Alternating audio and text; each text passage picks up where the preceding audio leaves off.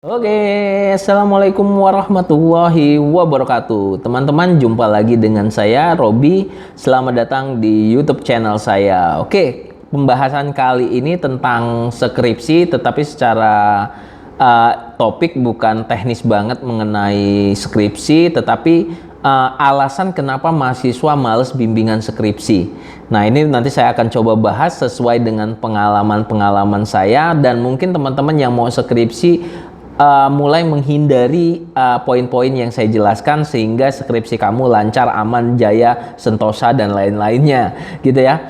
Tapi sebelum masuk ke pembahasan, jangan lupa untuk subscribe YouTube channel saya, kemudian share, like, dan mengkomen apabila video ini bermanfaat. Dan jangan lupa juga untuk memfollow Instagram saya di @robiuliendra. Yuk kita simak videonya.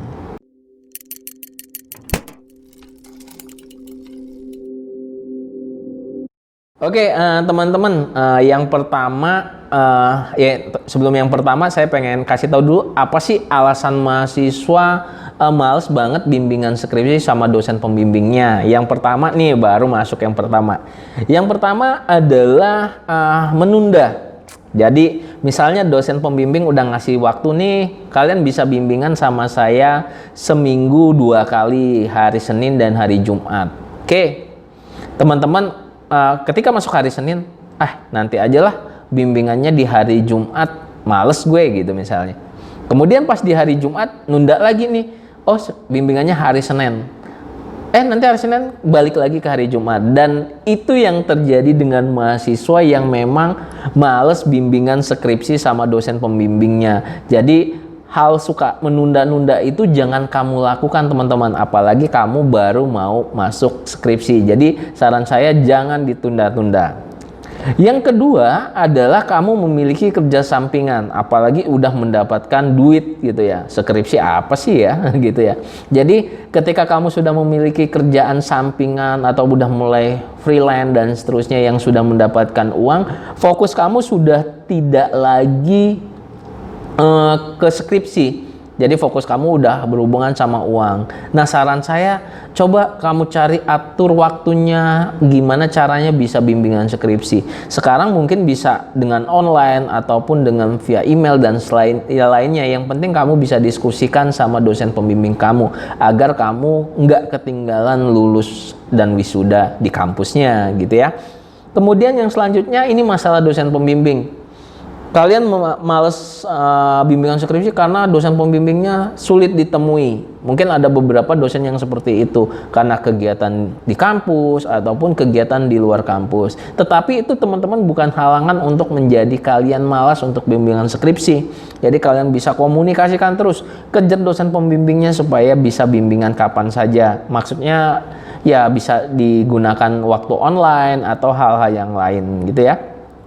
Selanjutnya ada di video saya nih, dosen pembimbingnya selalu nge-ACC. Jadi buat saya males karena saya nggak ngerti apa-apa dan nggak dapat pencerahan apa-apa. Nah, ini jadi problem juga buat mahasiswa dan jadi sarana untuk males bimbingan skripsi. Kalau misalnya, saya bimbingan skripsi tapi di ACC terus, bukannya malah semangat, malah jadi males.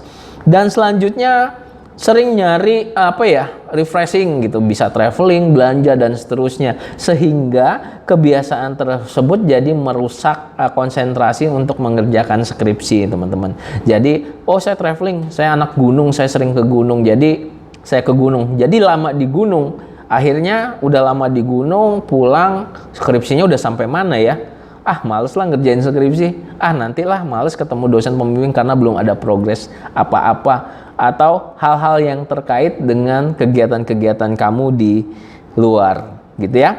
Dan selanjutnya adalah yang paling males bimbingan skripsi itu ketika kamu menikah gitu ya. Ada ya mahasiswa tiba-tiba sebelum skripsi sudah mau menikah gitu ya. Ya, menikah adalah sesuatu hal yang baik, tetapi ketika sudah memiliki konsentrasi yang lain, tentunya alasan menjadi malas bimbingan menjadi tinggi gitu ya. Apalagi mahasiswanya itu seorang wanita atau perempuan gitu. Ketika menikah, hamil, memiliki bayi, udah nggak kepikiran lagi untuk mengerjakan skripsi. Nah, harapan saya, teman-teman, kalian nggak masalah mau menikah atau hal yang lain, tetapi kalian bisa membagi waktunya antara hal tersebut dengan mengerjakan skripsi. Dan harapan saya teman-teman yang menonton video ini skripsinya tepat waktu dan sesuai dengan harapan orang tua, wisudanya bisa tepat waktu. Mungkin itu aja teman-teman video kali ini. Jangan lupa untuk subscribe YouTube channel saya, share, like, dan komen. Kita ketemu lagi di video-video selanjutnya. Jangan lupa juga follow Instagram saya di @robiuliendra. Terima kasih atas perhatiannya. Saya tutup. Assalamualaikum warahmatullahi wabarakatuh.